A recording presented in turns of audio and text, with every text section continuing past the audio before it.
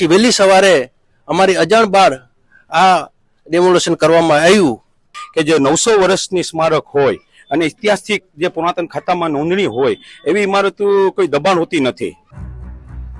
વેરાવળમાં સોમનાથ મંદિર પાસે ચાંપતા સુરક્ષા બંદોબસ્ત સાથે 28 સપ્ટેમ્બરે તંત્રએ ડિમોલિશન કર્યું હતું। સમાચાર એજન્સી પીટીઆઈ મુજબ ડિમોલિશનના વિરોધમાં સેંકડો લોકો એકઠા થયા હતા।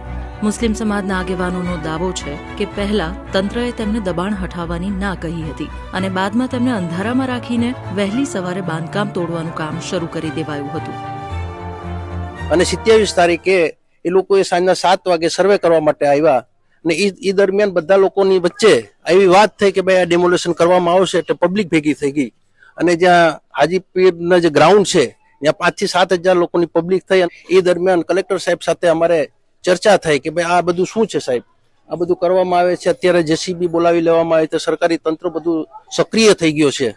એટલે એ દરમિયાન અમારા જે કલેક્ટર સાહેબ સાથે મનોહરસિંહ જાડેજા સાહેબ સાથે એની સાથે ચર્ચા થયેલી અને ચર્ચા દરમિયાન એવો ખુલાસો કરવામાં આવ્યો કે અત્યારે કંઈ ડેમોલેશન કરવાની વાત નથી અને સાથે સાથે જે કંઈ એટલો રસ્તો નીકળશે એ આપણે કાઢવા માટેનો પ્રયત્ન કરીશું। અત્યારે અમારે કોઈ ડેમોલેશન કરવાનું આવતું નથી એનું માન રાખી અને લોકોને અમે વિખરાવી દીધા, વિનંતી કરી અને બધા લોકો વયા ગયા। પછી વહેલી સવારે અમારી અજાણ બાર આ ડેમોલેશન કરવામાં આવ્યું। અન્ય મુસ્લિમ આગેવાનોનો દાવો છે કે જ્યાં બાંધકામ તોડાયું છે તે ઐતિહાસિક સ્થળો હતા। આ અંગે કાયદાકીય લડત ચાલી રહી છે, છતાં બાંધકામ તોડી નાખવામાં આવ્યું। એવા 27 તારીખે અમે ત્યાં કોર્ટ આપણે અહીંના મેજિસ્ટર કલેક્ટર સાહેબની કોર્ટ હાજર થયા। ત્યાં અમે બધા એ લોકોને ડોક્યુમેન્ટ આપ્યા કે ભાઈ અમારી ઓલરેડી હાઈકોર્ટમાં કેસ પેન્ડિંગ છે અને ટ્રિબ્યુનલમાં બી આપને નોટિસ મોકલવામાં આવેલ છે, આપણે નોટિસ સ્વીકારીને આપનો પ્રતિનિધિ બી કોઈ આવ્યો નહીં। મારે સરકારને એ જણાવવાનો છે કે જે 900 વર્ષની સ્મારક હોય અને ઇતિહાસથી જે પુરાતન ખાતામાં નોંધણી હોય એવી ઇમારતો કોઈ દબાણ હોતી નથી। ખરેખર તો એક પહેલા તો એ વિચારવું જોઈએ દબાણ કોને કહેવામાં આવે કે જે સરકારી જગ્યા ઉપર તાજેતરનું દબાણ કરવામાં આવે એને દબાણ કહેવામાં આવે છે।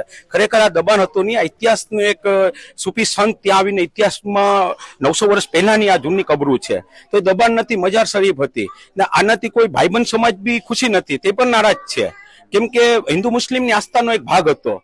જ્યાં ડિમોલિશન હાથ ધરાયું તે જગ્યાની નજીક જ એક માર્કેટ છે।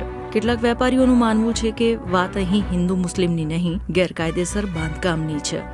જે લોકોએ કાયદેસર કર્યું છે એને કંઈ બીવાની જરૂર નથી રહેતી અને જે બિનકાયદેસર છે પછી એમાં અમે આવતા હોય કે એ લોકો આવતા હોય એ બધા એનું પાડી નાખે, એમાં અમે પણ સહભાગી છે, એ લોકો પણ સહભાગી છે, બરાબર। બાકી પાટણની અંદર જે કંઈ થયું આ અને બજારોમાં આવર જવર ઓછી થઈ ગઈ, માલની આવક બંધ થઈ ગઈ અને 2-4 દિવસથી થોડુંક આમ વાતાવરણ જરાક આમ સારું પણ છે અને થોડુંક તંગ જેવું લાગે છે, બરાબર। અને બે કોમમાં અમારે હજુ સુધી હિન્દુ કે મુસ્લિમમાં કોઈ દિવસ આવું કંઈ ભેદભાવ જોવા મળ્યો નથી। અમારી દુકાને અમારા ગ્રાહક બી એ લોકો છે, અમે પણ એને ત્યાં માલ લેવા જાય અને અહીં મુસાભાઈ કરીને અલીફ મેડિકલવાળા છે એ અમારા વર્ષોથી બાપ દાદાના ધંધાથી અમે અહીં ધંધા કરીએ છીએ બે કોમ અને સારું છે અમારે। સમગ્ર કામગીરી દરમિયાન પોલીસે 135 લોકોની અટકાયત કરી હતી। જિલ્લા વહીવટી તંત્રના જણાવ્યા મુજબ અહીં મસ્જિદો સહિતના 9 જેટલા મોટા, 3 જેટલા નાના ધાર્મિક સ્થળો, 45 પાકા મકાનોના ગેરકાયદેસર બાંધકામને દૂર કરાયા। કલેક્ટરનો દાવો છે કે ડિમોલિશન અગાઉ જે તે લોકોને પૂરતો સમય અપાયો હતો।